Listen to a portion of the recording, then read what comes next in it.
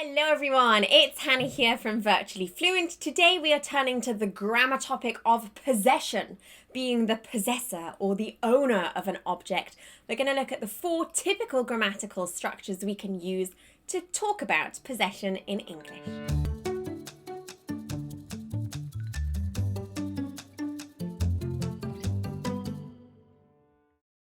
So there are 4 different structures that we can use to talk about possession in English. We have possessive adjectives, possessive pronouns, the possessive S, and that all-important word of. So let's quickly review each of these, their uses, their rules, and then summarize everything together at the end of today's video. So let's start with those all-important possessive adjectives. We have my, your, his, her, its, our, and their.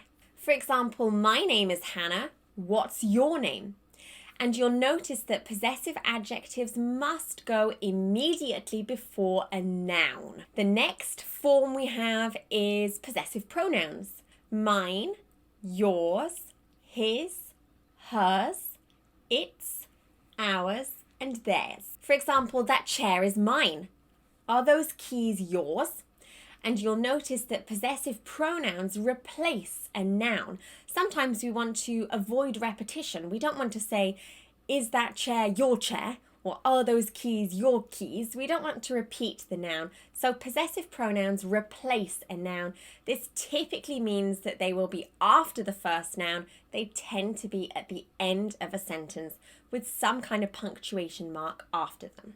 Now, our next structure is the possessive S, which is where we insert a name, then apostrophe S, and then the object, the thing that the person owns. For example, Lisa's brother is called Bart. Now, we use the possessive S when we have the name of the person, in this case, Lisa. Just remember with the possessive S that if the word ends in S, the name ends in S, for example, Charles, we don't add apostrophe S, we only add apostrophe. And if we have more than one possessor, one owner, then we would only insert one possessive S after the last name. For example, Lisa and Bart's mother is called Marge. But we can also use the possessive S in some other situations. The first one is when we talk about organizations or collective nouns. It kind of acts as the replacement of has or have.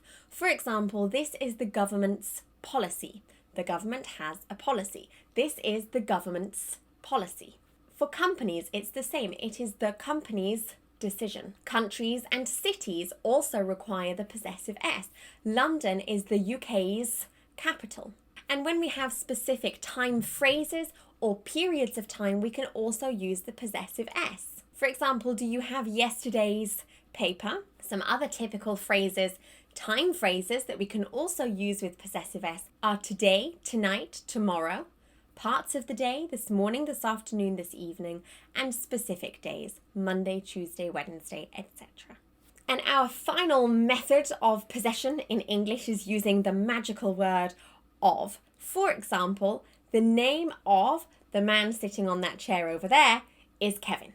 Now, in this case, we need to use of because the subject is a really long noun phrase. There's definitely more than 3 words here. It would sound really weird to say the man sitting over there's name is Kevin. We're totally lost in the sentence. So when you have a nice long noun phrase as the subject, then use of instead, just to clarify who's the possessor, who's the object. There are also very specific phrases which require of. For example, I loved the beginning of the book. The expression the beginning generally requires of plus the noun. We can also say the middle and the end of, the front, the back, the side of, the top and the bottom of. And finally, when we want to talk about specific content, the owner of ideas, creations, theories, or really shift focus to who the person is that owns this object, this thing, then we can also use of. For example, the author of this book is famous. So those are the 4 different methods we can use to talk about possession in English. Possessive adjectives, pronouns, possessive s, and finally that of. Make sure, especially with possessive s and of, that we use those correctly, and really try not to use of when you could really be using a possessive adjective or possessive pronoun.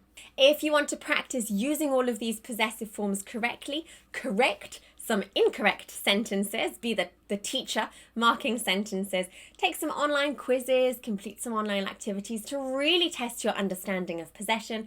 We have an entire online course. The link to that is in the description below. If you learned something new, go ahead and like today's video, comment underneath. I always love reading nice comments. And of course, subscribe to my YouTube channel. Turn those notifications on so you know exactly when I release new grammar, pronunciation, and vocabulary videos. And we're not just on YouTube. We are across all different social media channels. Again, I've left all those links in the description below. Go ahead and like, follow, share, join us. I post loads of free materials on a daily basis that will really help you improve and make you feel more confident speaking and using English.